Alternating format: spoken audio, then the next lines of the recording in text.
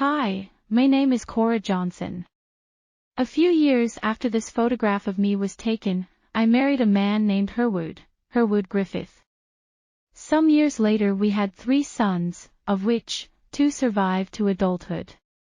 Joseph and Paul were then followed by the birth of our lovely daughter. We named her Evelyn Marie. On the occasion of Marie's 70th. Wait, didn't you want to say something here, Alice? Thanks, Cora of the future, or is it past? Oh, anyway, hello, I'm Alice Joy Walker. The word joy actually appears on my forehead in my bangs. Did you notice? A somewhat larger span of time separates the moment of my photograph here and my marriage to David Scofield. A marriage that produced 6 children, and that's a whole story of its own. Our second son, we named Ronald. Ron eventually grew up and fell in love with Marie Griffith, and from there, they got married. As Cora was saying, on the occasion of their 70th wedding anniversary we celebrate with them a life full of love, family, and adventure. Lots of adventure. This multimedia montage is meant to provide some evidence and perspective in that regard. Enjoy. Herwood? Don't we get to say anything? No, not yet, and you might just want to get used to that idea. Then can I dance? I really wish you wouldn't. 'Cause I'm going to dance. David. Dave.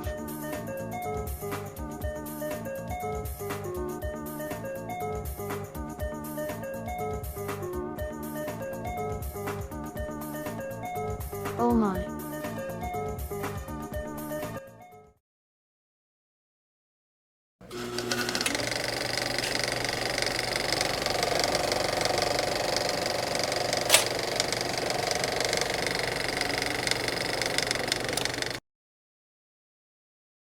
The following pictures represent the years 1952 through 1972. These are the years spanning from Ron and Marie's wedding through the births and early teen years for Sue and Sherry. Thomas shows up near the end of this period.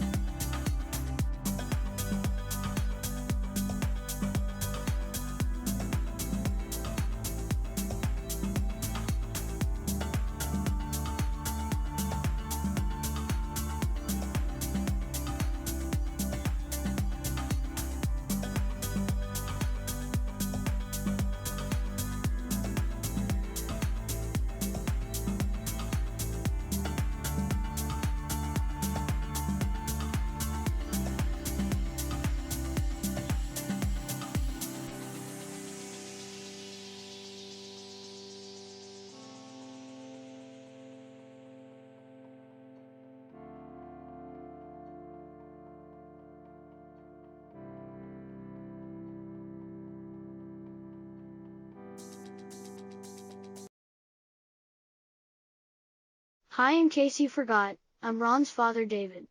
In the following photos that span the period from 1972 through 1992, we'll cover the bicentennial wagon train, Ron and Marie's own enterprise called Overland Wagon Trains, and lots of family activity and expansion of the vast Scofield legacy. It's a longer story than I can tell you here, but they say a picture paints 1,000 words. So,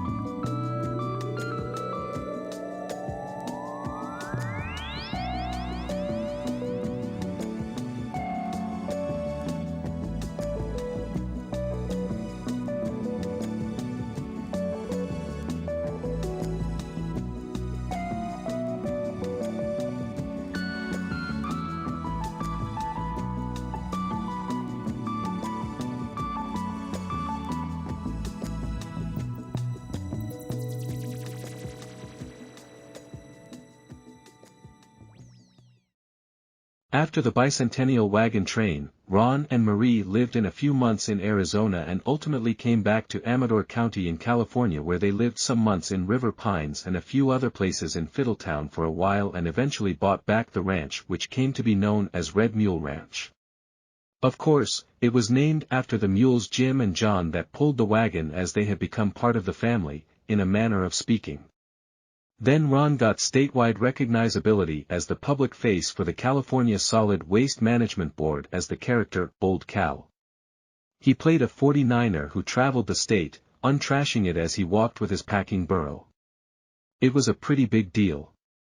After that ran its course, they started a new business of taking folks out on short-duration wagon trains from the ranch for a few days at a time for a fee.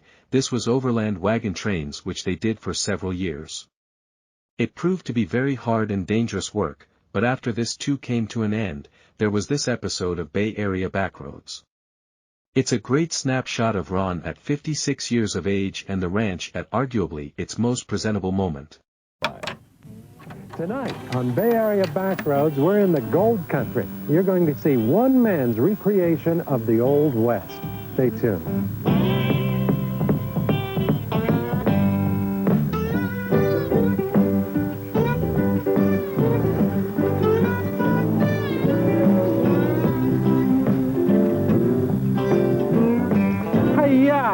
Is that what you say? Hi, I'm Jerry Grant.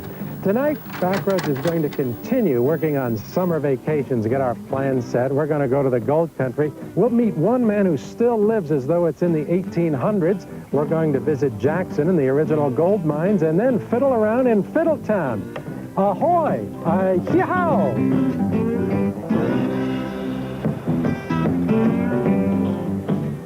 For starters, the gold country lies along the base of the Sierra foothills, almost 300 miles of Route 49 stretching from north to south. It's about a 2.5-hour drive from the center of San Francisco.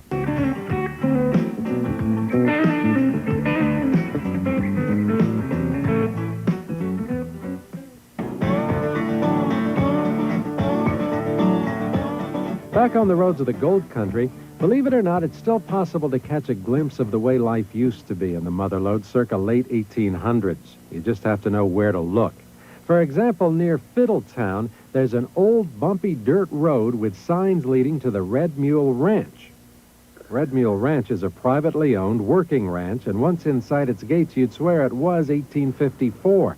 There's a horseshoeing shop, a blacksmith setup, chuck wagons, Even an old-fashioned cowboy by the name of Ron Scofield, who, among other things, has a knack for working on wagon wheels. Excuse me. This may be a silly question, but what are you doing? Well, I'm preparing the back of a spoke to put in this wheel. It's hickory spokes out of Pennsylvania. I get some from the Amish. And build wagon wheels most of the time. That's a pretty good trade. There aren't many wagon wheel builders around, so that's what I'm doing. Really? There's a demand for wagon wheels these days? Surprisingly, I get calls probably 3 or 4 calls a week from people wanting wagon wheels built or some restoration job on a wagon. And in fact, I'm behind. I haven't gotten caught up yet, and I probably never will. It's amazing. You wonder where these wagons come from. All of a sudden, I look out the road and I hear a truck coming, and I have a wagon in the back of it. I don't know where they come from or how they hear about me, but they do. This looks like an entire western village here with the horseshoeing, blacksmith, all of the various little fronts. Well, I guess being a Western artist and loving the Old West, I think, well, if I'm going to build a place to live in, build a place that would suit my first love, I suppose, because it's always been that way. I've always loved the Old West, and I'm not too excited about the 1980s. It doesn't really do much for me, so I thought, well, I'll live as close to the 1800s as I can and still live in maybe the best of both worlds, I suppose. But you say that you prefer life in the 1800s. Oh, yeah. You don't like the 1980s much. How come? What is it about the 1800s? I suppose the appreciation of craftsmanship. There was such craft. This is such a craft, building wagons, and to develop the craft, and things are not built with built-in obsolescence. You know, it's built to last. These wheels, once I rebuild them, should last 100 years if they're taken care of. How else in your daily lifestyle do you live in the 1800s? Well, probably almost every way I can. I do have a pickup truck, but I keep it hidden so nobody can see it. We do have television, so we do cheat a little bit, I suppose, but we just live a slower existence, I think is probably the best way to describe it. We're in a lower-keyed way of life. Ron's unique lifestyle began in earnest 15 years ago when he and his wife bought the ranch land and built their own home using just hand tools. After a few years, they sold it, and then to celebrate America's bicentennial, they set out on a 6-month cross-country journey by way of wagon train. They were hoping to find the ideal place to live. Well, they realized their dreamland was really back in the gold country, so they returned, bought back the ranch where it all started.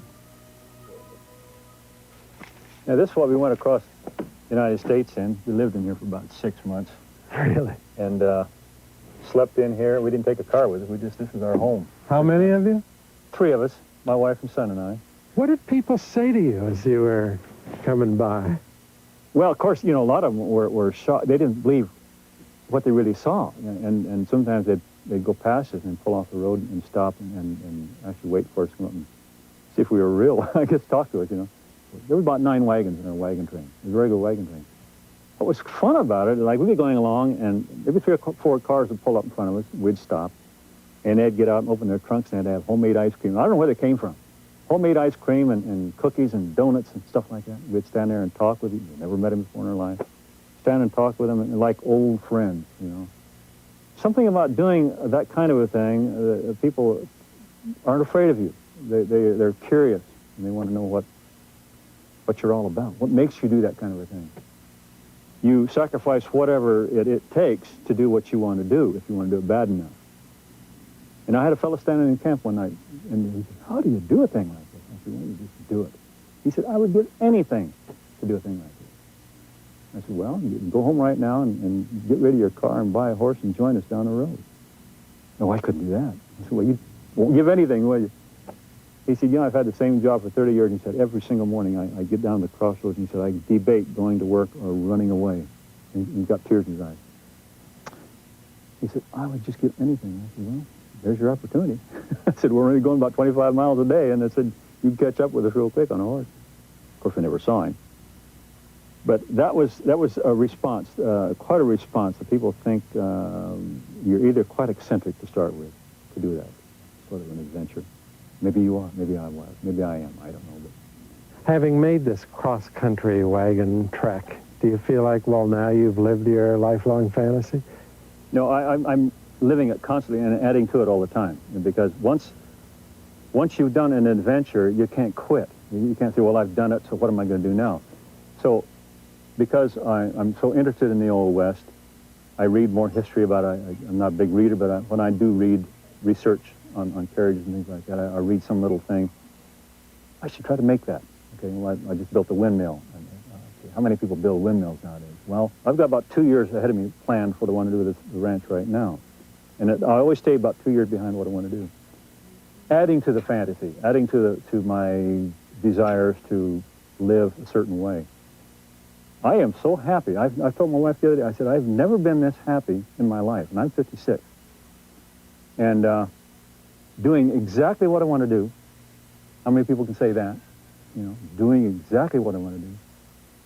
And every day, I can't hardly sometimes wait to get out and get to work. That's how exciting it is to me.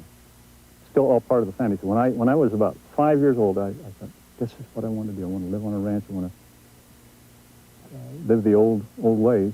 And my first memories are on a homestead up in Oregon on Indian Creek. And it's never changed. That desire to live this way has never changed. And the more I live like I do, the more I love it. Absolutely love it. So I guess I'm doing the right thing. Simple as that.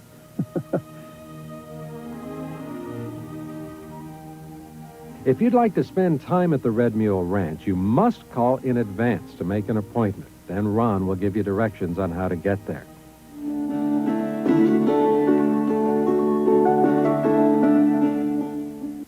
In today's world, good reasons can help you make the best choice. To grasp the fact. The 80s closed with a lot of family expansion, as Sherry and Sue's families were growing, as the following photos will attest. Ron and Marie had another adventure with Tom as they went to Washington and Victoria, BC to take a ride up the inland passage of Alaska on the ferry system. No one brought a camera, so all we have for proof is this photo taken by Ruth Meister the day they left Seattle. Tom graduated and moved out to work, eventually going to college, so Ron and Marie had loads of time alone to do wild adventures, largely without the aid of photography. Luckily, there were plenty of family activities to populate this part of the video leading up to the 1990s.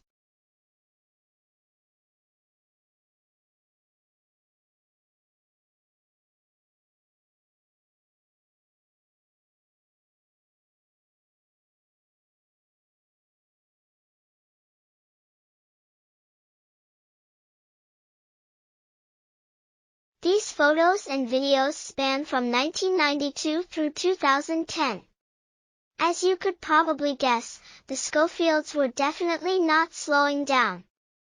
Once the scare of Y2K dissipated, it wasn't long before conditions got different due to 9/11, but that didn't stop Ron and Marie from building a great entertainment business with their friends who had a band called the Old West Trio.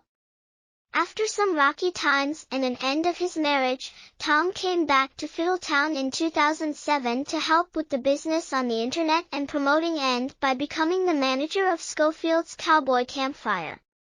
Ron and Marie built a new house just down the road from the ranch. Tom moved into the ranch, built a successful website, and learned to effectively populate the live music events. The concerts played at the Red Mule Ranch fully under the family's management for 13 additional years. Well, until the stupid COVID-19 rubbish, but I digress.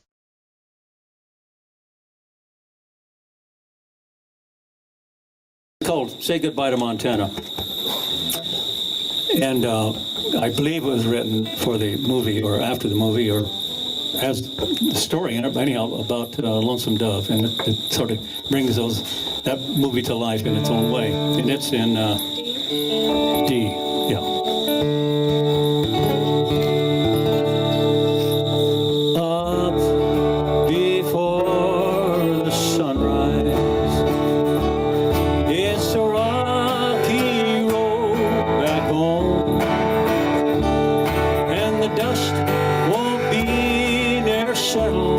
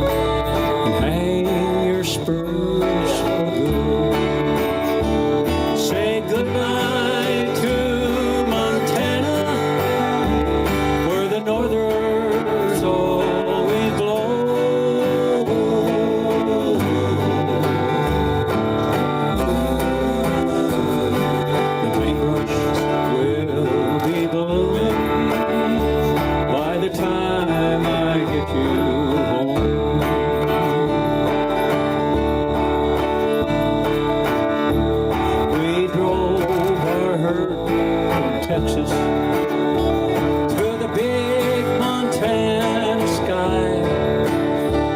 And sometimes we both wonder if we'd make it here alive.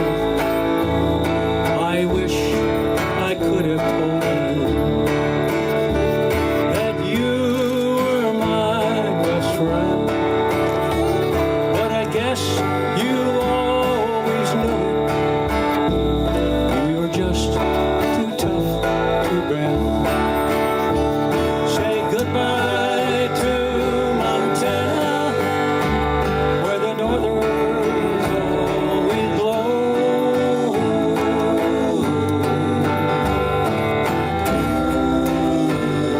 The paintbrush will be blooming by the time I get you home. So here's to the cowboy, his praises I will sing. He never sold his saddle, that's the most important thing. Say adios, Montana, where the northers always blow.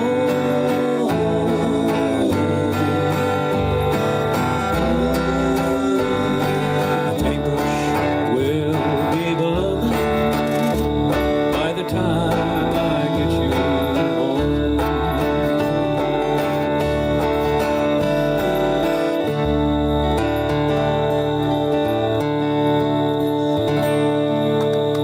Thank you.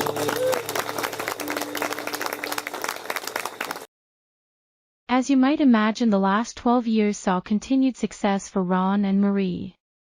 Largely due to Marie's return to her real estate career back in '82 and Ron's natural ambitious drive to get things done.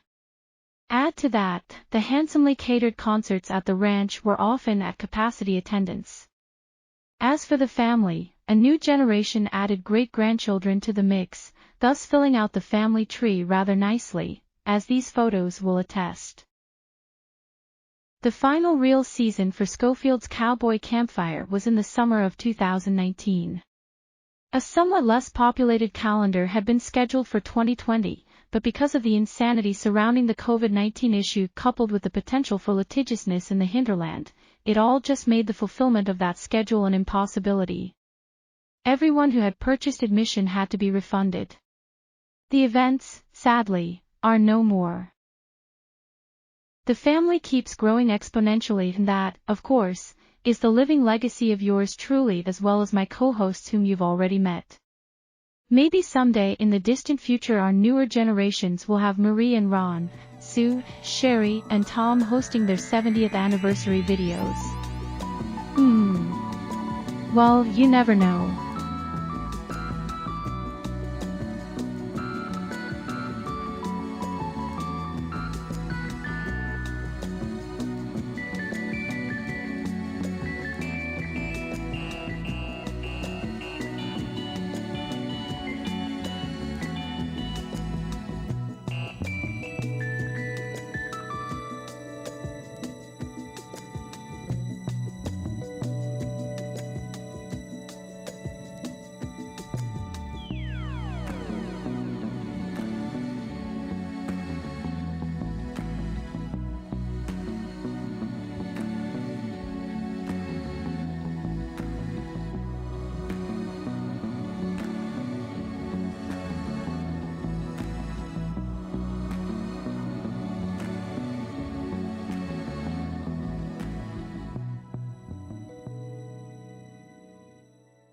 Just minutes after this photo was taken, the horses pulling Ron and Marie's wagon burst into a runaway that had both Ron and Marie thrown from their seat, and they sustained many injuries, broken bones, and contusions.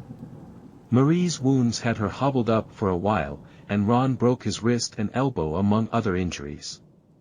The first show Ron was able to perform was just weeks later, but after the show, while helping roadie for a performer, he tripped and broke his hip.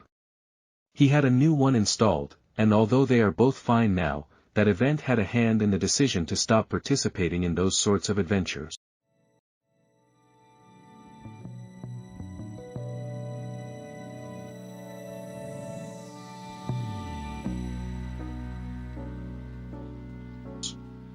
Lastly, I should mention this video has an explosive epilogue.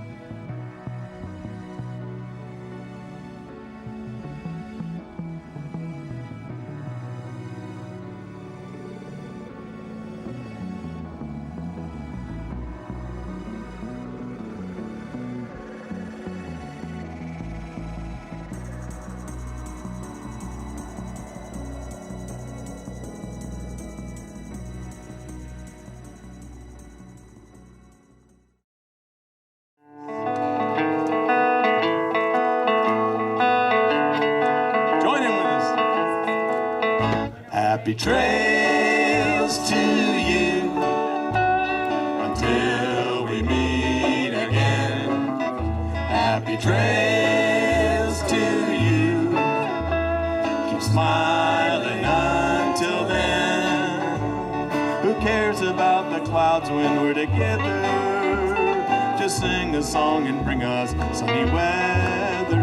Happy trails to you until we meet again. Yes, happy trails to you. And you, and all you Georgetown folks too. Yes. Until we meet again.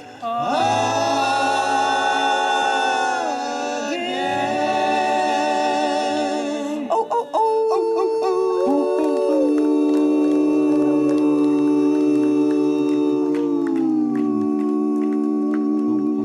Good night, everybody. Thanks. Thank you all. Drive safely. Hello, I'm Thomas Scofield. I hope you enjoyed our little trip down memory lane, but I'm afraid we're out of time for the average attention span, including mine, but we all say Thanks for watching and happy trails. It's been a pleasure walking you through this multimedia presentation. Thanks for watching.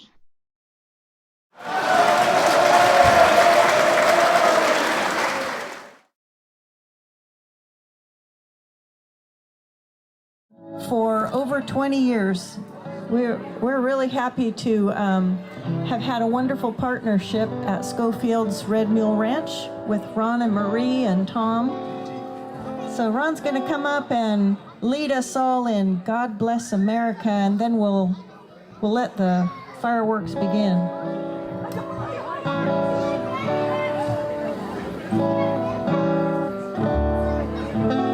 That isn't deep, right?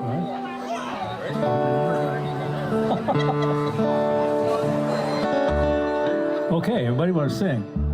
God bless America, land that I love. Stand beside her and guide her through the night with a light from above. From the mountain to the prairie to the ocean, white with song. God bless America, my home, sweet home. God bless America, my home, sweet home. Thank you. Thank you. Thank you. You sure you want to sing? I'll probably forget the words.